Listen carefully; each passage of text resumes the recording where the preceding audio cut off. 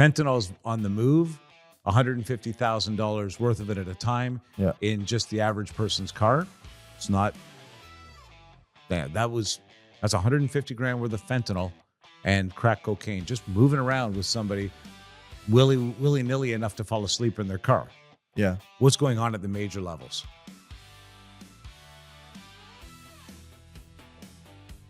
Hi, and thanks for joining us, tplmedia.ca, and I'll recommend that you check out tplmedia.ca/local, because the likelihood is that we have a local version of what we're doing right here in your hometown today. Once again, a check on crime across the country, and joining me to do that, Paul Micucci. Thanks for the time, Paul. Thank you, Mike.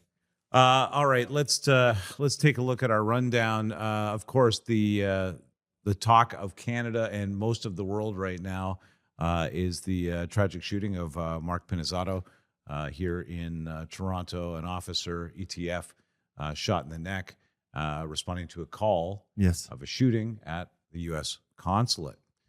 By interesting, so the men implicated in this are two 19-year-olds, one in the hospital and one still on the loose, right? Yeah. Nicholas Bennett.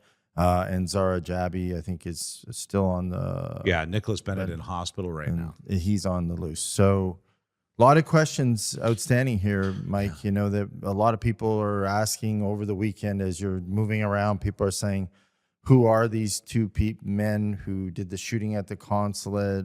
Where did they get the guns? You know, what are they tied to internationally is now another question. Do they have a family? Are they locals? It's interesting. Nicholas Bennett and Zara Jabi, how did they meet each other? Yeah, that is a great question. Where do they come in connection with each other? How do they befriend each other? Why the U.S. consulate? That's the other thing people are asking. Like, how does the U.S. consulate play into any of this? I've yet to meet a lot of 19-year-olds who have much interest in the U.S. consulate. And now there's also ties, of course, to international terror, potentially through Hezbollah, which is... I read that by the FBI. So the FBI says that they've intersected a bunch of phone messages, arrested one of the leaders actually I think it's in the U.S. Right. Taking, basically claiming... that they were behind the shooting of the U.S. consulate. Yeah. So now it's kind of...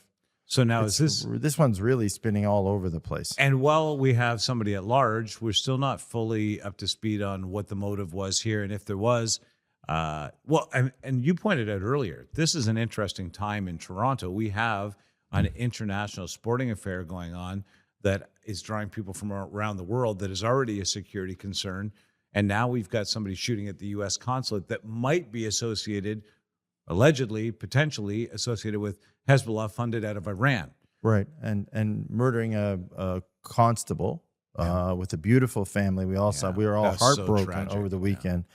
You know, condolences to them. But I think this deserves now a deeper dive. More questions need to be answered, and we need to go back and I think have a real introspective look at what this is, and going back to where do they get the weapons? Why do they have the weapons? How do they know each other? They keep stealing different cars. So when I was coming in here, the team did some research, and they basically seem to be tied to a couple shootings previously in stolen cars.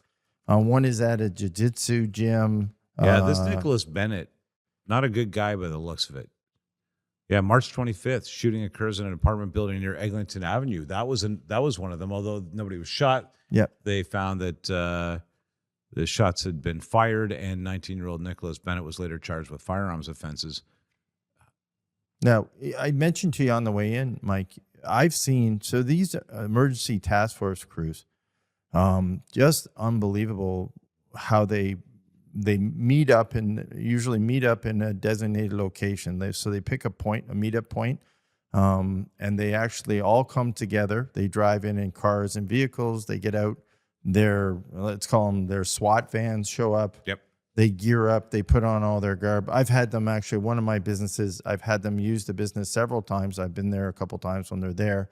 It's very, I'm always looking at the cameras, and all of a sudden all these big armored vehicles show up. That's an amazing. Yeah, they get out, they put on all all their gear, bulletproof, all their guns, everything, and then they disappear. They go to do their raids, and then they come back, and I guess they unpack, they get back in their cars, and they go back to work. I think back to their normal gigs. It's really amazing to watch what they do. And, no, they're an amazing skill set. The OPP has a training center and SWAT facility, or I guess tactical facility near us, where I live, and what they're capable of doing is quite remarkable. And they are the guys you put right in the line of fire in these scenarios, unfortunately. But in this case, the terrible thing is how they knew they were coming, or where they were prepared, or whatever happened, whatever weapons they had, had in their possession, they were firing, and he got hit. Yeah. And those are the questions I think we have to ask at this point. The who are they? Why are they there? That's the thing. Is I'm starting to, in my mind, I'm like, two 19-year-olds we don't really know how they know each other. Why are they together in an apartment in North York? Well, here's the thinking of the FBI. When do they connect? So an FBI criminal complaint alleges that in a recorded telephone call, al-Sadi claimed responsibility for the Toronto U.S. Consulate shooting on behalf of an Iranian-linked group called Harakat Ashab al-Yaman al-Islamiyah. Sorry if I've said that wrong, but terrorist group. Canadian investigators begin probing whether the local shooters were hired by or tied to this broader network that took responsibility for this. Now, whether it's just them taking responsibility. That happens too sometimes. It does? Yeah. But you're right. What 19-year-olds just want to take a shot at the consulate? The same guys who shot at a Brazilian jiu-jitsu gym for some reason and took part in a sort of low-rent housing facility shooting at another time. They sound like thugs, but now there's this tie to terrorism. Is this terrorism finding and scouting these kind of people out, these young, misguided youth that want this kind of lifestyle, and saying to them, hey, here's some money, we'll put it in your pocket, now go this time, go shoot at the consulate. You'll probably get away with it too. Well, this is the why. Like really, the who, what, when, where, why. I think now why has this happened? That's the question on people's mind. And given there's such a tragedy occurred, I think we need to get to the bottom of it. And if it is happening, then why is it happening? And where specifically is it happening in the country? Those are the things that I think we need to talk about and address. To your point, we're going through right now, one of the bigger soccer events the world will see. I think it actually is ranked at North America is the number one. They're saying it's the number one populated, viewed event in the world. Well, we should be making sure we're understanding what's happening in the places they're coming to. The response to Pinizado being killed was a procession through the streets of Toronto by most of the emergency services on duty at that time, drawing some criticism that they might have left security at FIFA a little unattended at that moment in that area. More on that, I'm sure, will come up. This is an interesting story, only in the sense that there's two of them in Ontario right now. We've had a major series of firearms, drug, and cash seizures in Ontario. Toronto, what began as a driving while disqualified investigation in the Jane and Finch area resulted in the seizure of firearms, fraudulent license plates, illegal drugs, and over 170 rounds of ammunition, $180,000 in cash. Traveling around with $180,000 worth of cash in your car seems like a very loose change by the look of it. If you're rolling around in the car and it's in your glove compartment, obviously there's more where that came from.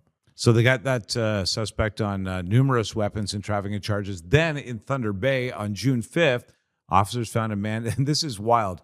I was actually making my way through the country up in that area at the time, and this came up. It was so, at first blush, it's kind of funny, but listen to this.